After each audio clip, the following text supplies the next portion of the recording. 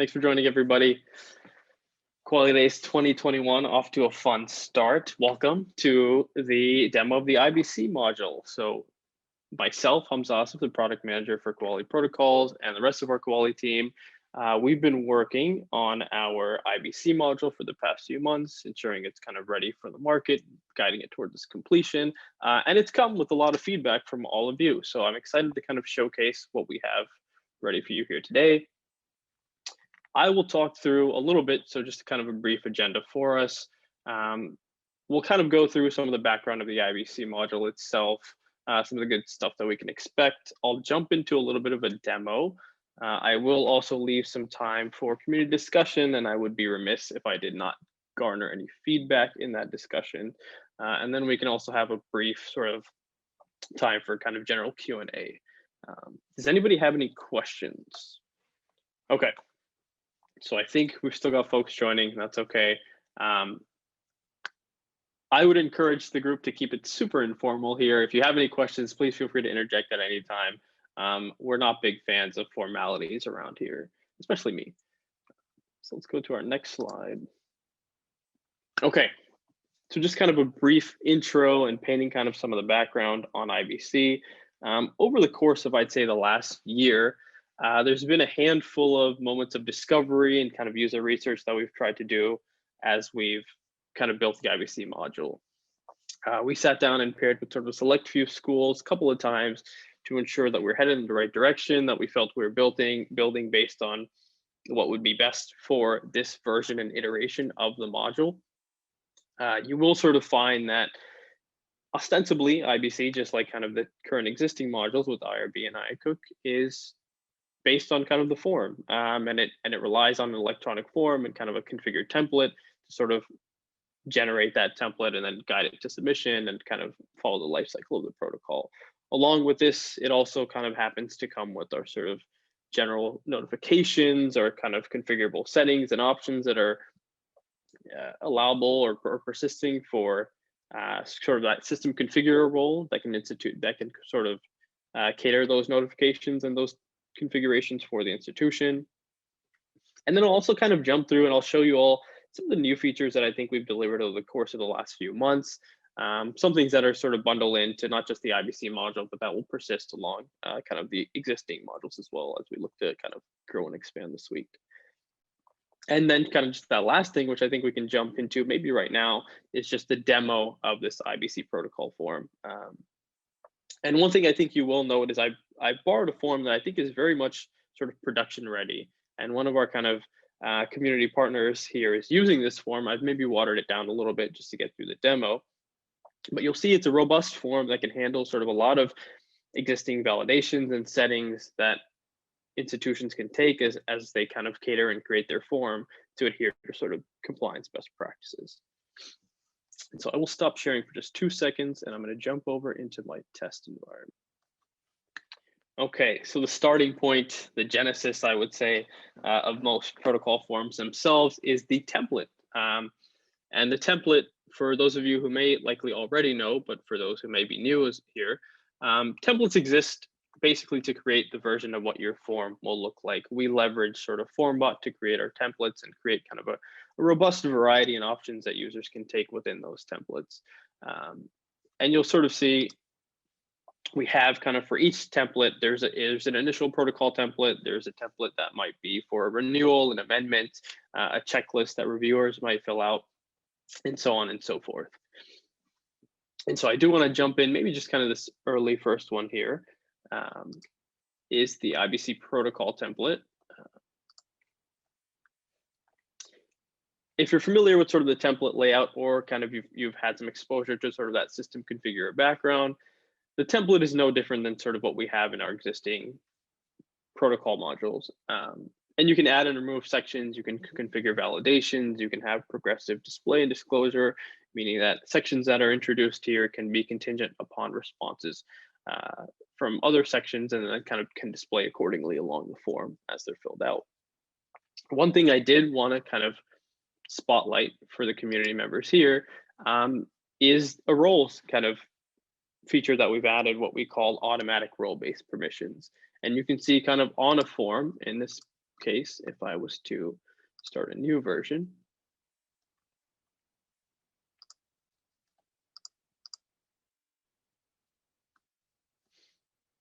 there we go. We'll see on a form, we can select sort of desired access for users. And so if I was to kind of add a user that we called clinical research coordinator, I can go ahead and add them, select their kind of default permissions, full access by default.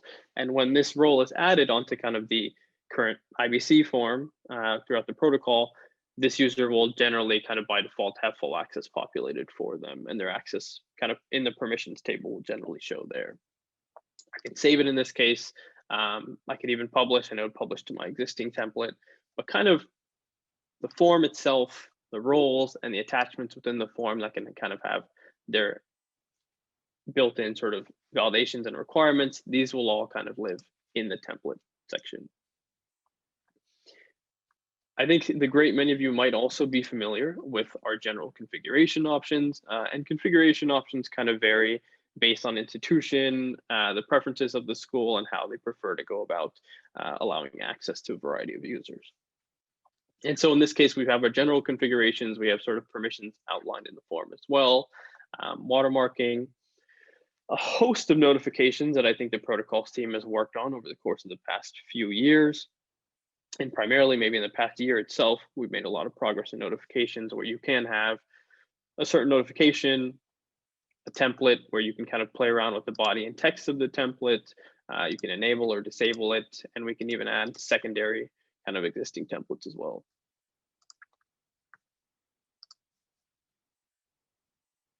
We also kind of, as we go down here, we can toggle our displays for sort of our correspondence templates. So if we wanted approval and disapproval templates to go ahead and go on when a protocol is approved or disapproved, they would fire.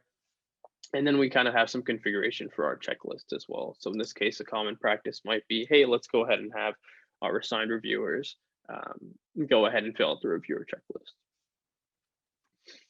This last section down here is what's called the ancillary reviewers. So we can kind of cater and configure our ancillary review types and our ancillary reviewers for those types. We can activate them and inactivate them.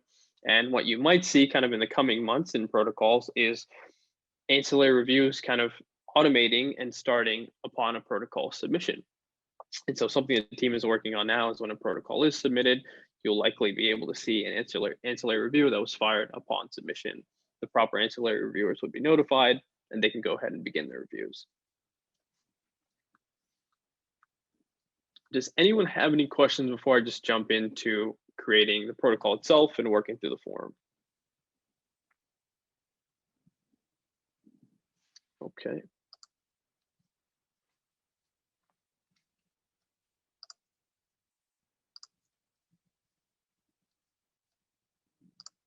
All right, so here we have sort of the inception of our general protocol form. This is an IBC protocol. I'll go ahead and select just on this first page, our principal investigator. Select the corresponding department, and I'll give it a title. Perfect. And I think it's important to note something that we discovered based on the feedback from some schools was that schools want to be, I think, able to distinguish early on, in the case of IBC protocols in particular, that distinction between agents versus projects, right? And this is somewhere that if a school had maybe two kind of separate forms, we could even base that entire logic off of our sort of progressive display. And so if a user had selected maybe, you know, on the next page, this is an agent versus this is a project, the entirety or a separate entire protocol form can kind of open up and cater to that existing need. In this case, I'll sort of walk through this form with the group here, and we're just going to kind of fill it out hand in hand. I'm going to say this is a new research protocol. We will leverage some recombinant DNA. Let's even say we'll use some viral vectors. In this case, lentiviral vectors. We'll also use some biological materials. And let's say no to kind of any toxin that'll be used in the protocol. We'll also say no to select it. Actually, we can say yes to select agents and toxins. We'll also say, we'll say no to kind of a transfer of kind of recombinant DNA. Sorry, I'm going to pause for 1 second just because I have some users that might need to enter.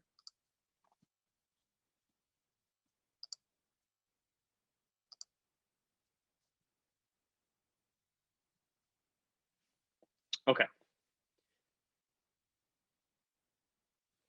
All right, so we can say we do plan to use kind of risk 2 group materials, and we'll say no to sort of both of our selections here for animals and plants.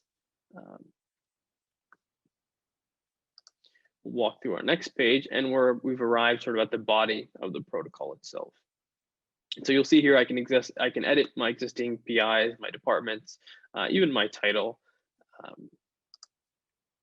I have here kind of my personnel table, which is just a general table, noting personnel and kind of their existing permissions. One thing the team did work on to kind of finalize in the last few months was training. So in this case, if you have an IBC protocol and you have a PI listed on the protocol, ensuring kind of that they have the proper training and that the proper training shows up for them, that will now also populate in the personnel table if you leverage the training gadget. And that data is kind of stored in the monolith, and the gadget will kind of pull the information from the monolith. We've got a section here for other compliance approvals, right? So in this case, if we wanted to, we could have instructions to add kind of additional ancillary reviewers. So in this case, let's say we're going to go ahead and skip that. We can list again. So our funding source gadget is also here as well. That's a standard gadget that's sort of used across the different protocol types. In this case, we'll say that the protocol is not funded by the university, and we can maybe just select a quick proposal development number, and it'll kind of find and pull that data as well. As we kind of move through the protocol, right, we have research locations that we can go ahead and fill out.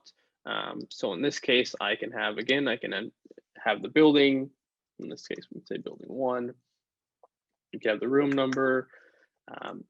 If we wanted a description of the research activities, we can, in this, so the sample here was necropsy, we can use that as well. And I think necropsy is generally BSL 2, so biosafety level 2. We can go ahead and kind of give a sort of indication of the research activities and their building, and then the safety levels that they fall under as well. We've got a section here just on general research description, and I might just kind of, for lack of knowledge, I'll say it's a general description just to kind of fill out the field. And our planned experiments as well. And the same thing, we can give sort of the overview because the knowledge of IBC kind of surpasses me at the moment. We'll also just give a general description field text to kind of move through the protocol. And we got our section 1 for our rDNA and synthetic nucleic acid. We can go ahead and add a source if we needed to. I'm not quite sure if we need to go ahead in this case, but you'll see when we add a line, we can kind of have our description that'll be filled out. And we'll also see, again, the progressive display that hinges on answers being kind of contingent answer, that's contingent on answers that were earlier answered throughout kind of this dialog modal. So there was a question about the city feed. If we use a city feed, those trainings will feed into IBC. Is that correct? That's correct. Thank you. Yep. Okay, so in this form, we've also got our sort of section for viral vectors. And we can go ahead, we can add a line. I, again, might not know here, but I might list a generic.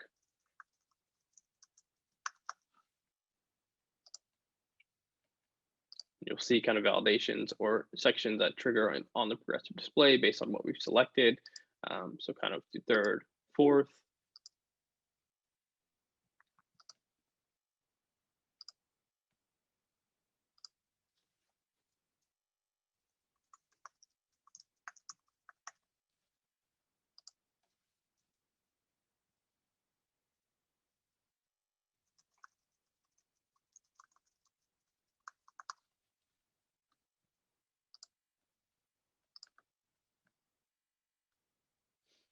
We can move on to our next section here, right, which is just biological material and toxins.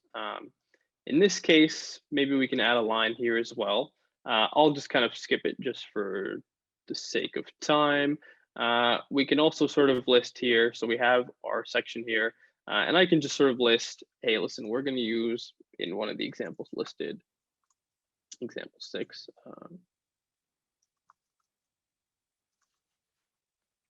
Say that we are using biological toxins and a lethal dosage of this biological toxin, which I might not know, but let's say 2 milligrams of tetanus.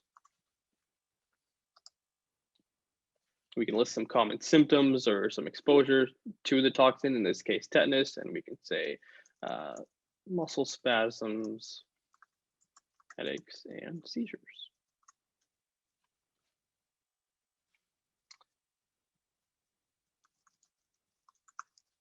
If we don't know the inactivation procedure for this respective toxin, let's just say hospitalization and any amount, the total amount, excuse me, of any non-select toxin agent in this case, again, let's just say 5 milligrams. Now, we can kind of fill this information out as well, again, because I think this is all contingent on answering yes to a biological toxin. So we can say, in this case, we're housed in the biosafety cabinet, and we'll say no to kind of transactive or infectious proteins. All right, so we've got a section here, right? So risk group 2 and higher material. And we can say that in this case, let's say we won't deviate from the standard containment. I'm sure if we did, you'll notice kind of a validation that will trigger, or a progressive display that would trigger based on kind of, again, the answers that was selected earlier in the form. In this case, I think we had selected early on biosafety level 2. We'll kind of stay consistent there, and we'll say biosafety level 2 as well for the lentiviral vector containment. We've got a section here kind of outlining biosafety level 1 comprehensively, and we can select, well, if as a researcher that, hey, listen, we intend to follow these practices, or in some case, if we deviated, you notice again, logic on the form that's triggered based on an answer.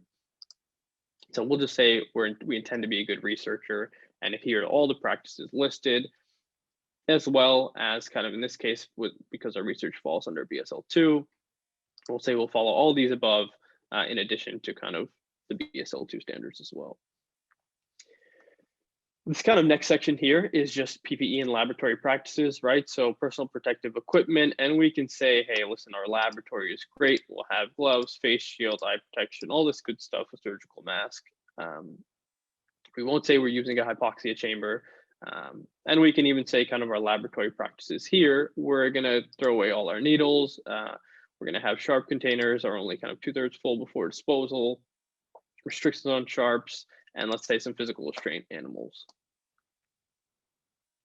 We'll say our laboratory access is limited just to the personnel who are listed on the protocol. And let's just say we offer a Hep B vaccine. And these kind of last few sections here, you'll notice that these fall under sort of checklist and compliance in general. Now, one thing that the system doesn't use at this point in time is sort of electronic actual sort of written signatures. So written signatures where a user might be able to sort of mouse over and kind of draw their name, or one where they can insert kind of their name as it exists. So we kind of rely on checkboxes and perhaps even a few modals to kind of ensure confirmation. And so we can go ahead, in this case, the investigator signature, we kind of certify through a checkbox and ensures the investigator can sign off. Now, we won't particularly add any attachments, but we'll go ahead and submit this form. But before we do submit, actually, I did want to show one section that was new, a kind of a new feature that we built in just recently, and that was the administrative details. And the administrative details lives on the form, essentially that can be configured as well. So there's a template in the templates that we showed earlier to where kind of system administrators, or rather like IBC administrators in this case, could have a configurable form. They can make early kind of decisions on the protocol as it's filled out by the researcher. And sort of on approval, these decisions or these kind of form fields that are filled out will be locked down. And so in this case, we can select early on, it's a full board review type, and let's say it's still kind of close to enrollment for our study status. Institutions will be able to kind of configure the administrative details form. At the moment, I believe we just have one institution that is utilizing this form, but it's something that we'll look to roll out broadly later kind of this year. So in this case, because we've got our form filled out, I'm going to go ahead and guide it to submission. And I am sort of using one of our super users here. And in this case, the protocol would have switched hands and now likely be in the hands with the reviewers, hence kind of our options on the right-hand menu. With this, we kind of have a variety of options. We can disapprove. We can, if we were the researcher in this case, this option to withdraw would be presented. We can also take some actions here, both in requiring revisions and returning to the researchers. And if we were to assign it to a committee, we can review our assignments here. And so let's just say full committee. We've got a demo IBC committee.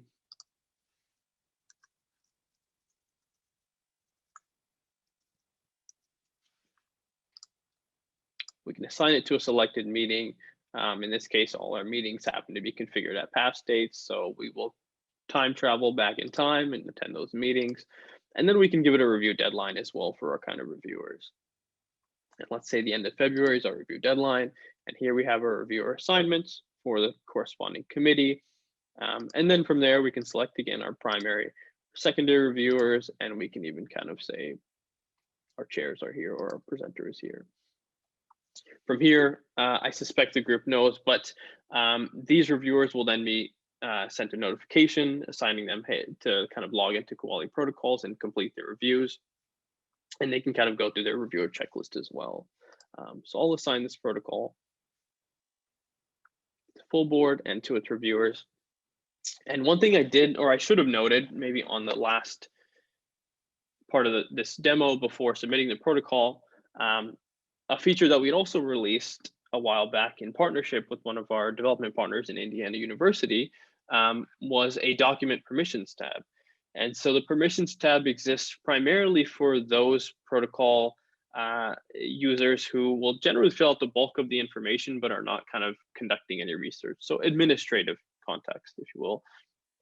And we can kind of add, remove, and assign users throughout the life cycle of the protocol and toggle their permission as well. So in this case, I can select the user, Damon Ralston. I can give them full access.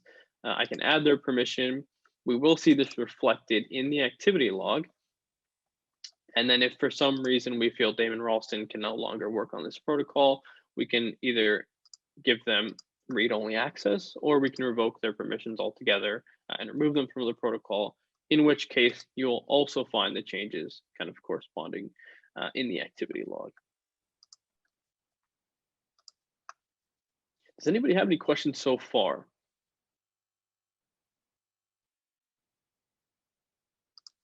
Okay, it's fairly standard. I suspect the group has followed this step multiple times, but it might be worth it just to kind of go through. Now, the next thing we can do, so again, I am back in as my super user. Let's assume that our diligent reviewers had gone ahead and completed their reviews.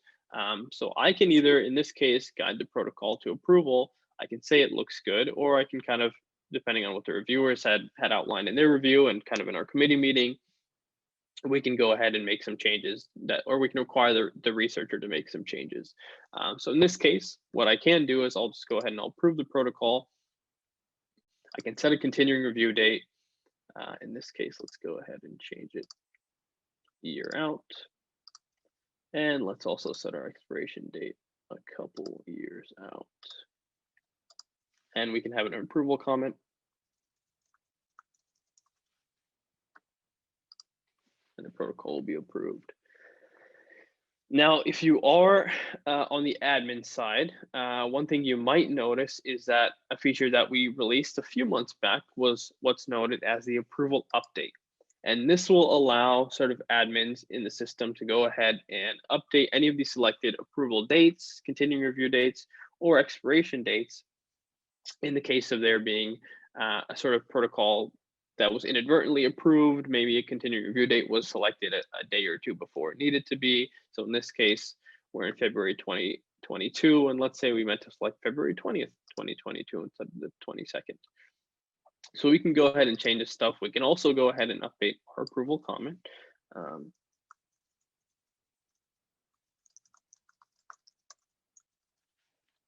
And once we go ahead and hit approve again, there's a couple things that we'll notice happen to this protocol. One, documenting these changes, we'll see reflected in the activity log, but we'll also see a correspondence that will then be sent out as well. So once the approval comment is updated, or if the approval date is updated, this results in a kind of new generated correspondence for the researcher, just to ensure that the protocol is updated, that the researcher is also in the loop, and that it's also tracked in the activity log.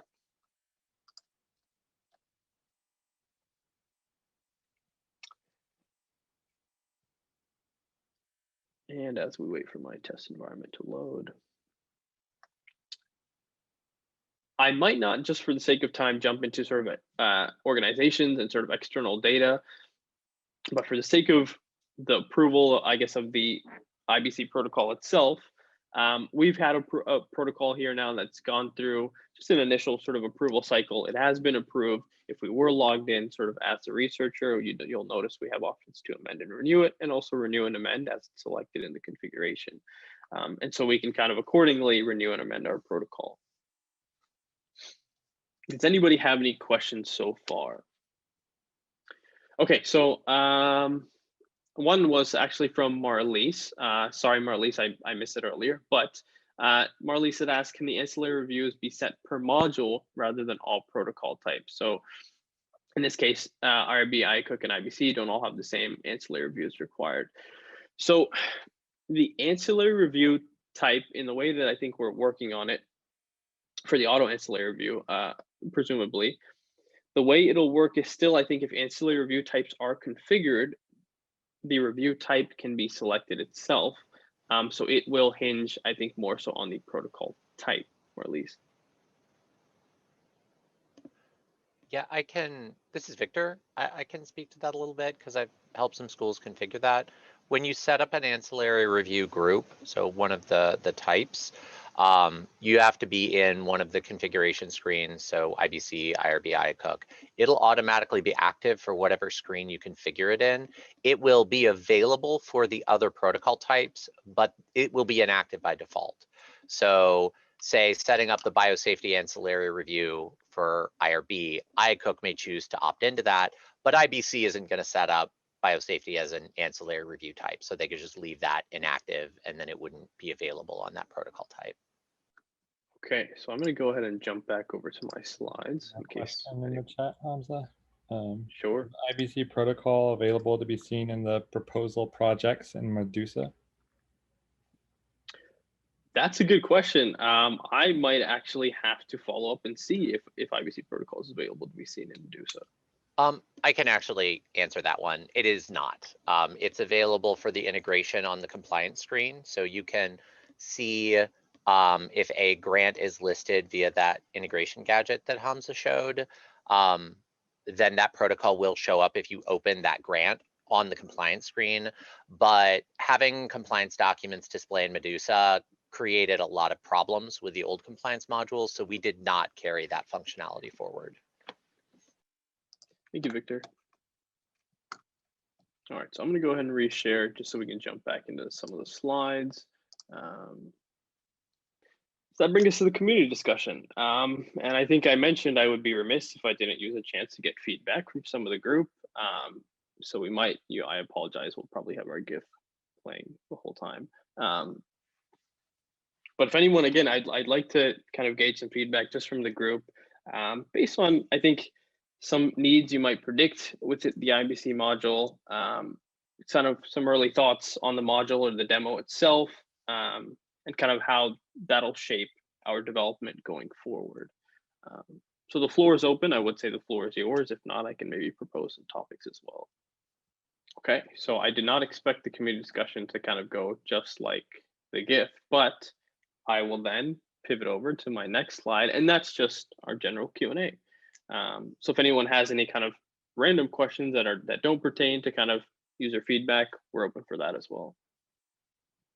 Okay, and as kind of as I navigate, just hello, Hans. there we This go. is back. I was a little late in hitting mute. I may have missed that. Do you have an estimation on when we see this in our environments, at least in the sandbox? Are you referring to the IBC module? Yep. So the IBC module would depend on sort of institutional, I guess, purchase as a whole, but kind of throughout the end of the week, I would say, or rather, excuse me, throughout the end of this coming month in March, I think IBC will be ready for users to sort of use on a broad scale. Great, thanks. Sure. And there was one question from John. Thanks for joining, John. Yes, so the permissions tab that I kind of showed will also persist across IRB and iCook. So in this case, I would say humans and animals as well. You should see that kind of feature persisting along each protocol type and protocol module. Okay, so just kind of as I move through some of my final slides here, you can rate this session, so please feel free to be brutally honest. I think we'd appreciate any feedback that the group is willing to give. There should be a rate now, and I believe if you're in socio, it's sort of at the top right. It's somewhere kind of in the top section of the screen. I'm not quite sure where. I think you can give it kind of a simple star rating, and if you'd like, you can sort of optionally add a comment as well. So thank you for your time, everyone. I do have one last thing to mention, and that is just if you have kind of your phone out and you kind of want to scan the QR code through your camera, you have a chance to win a free Build app, and that's pretty cool. So if you tell us what you'd like to automate within your institution, you have a chance to win, I think, $25,000 worth of kind of a Build app and support for 2 years, I believe. I might be incorrect there. Thanks, everyone. And thank you for the feedback, Melinda. No more GIFs next time. We'll just do one GIF and we'll move to the next slide. All right, thanks so much, everyone. Enjoy the rest of your sessions. I will have 2 more sessions this week, one on iCook Spotlight with the legend Zach Callahan himself, and also one with the integrations across the Kuali suite. So enjoy your time. We will talk soon.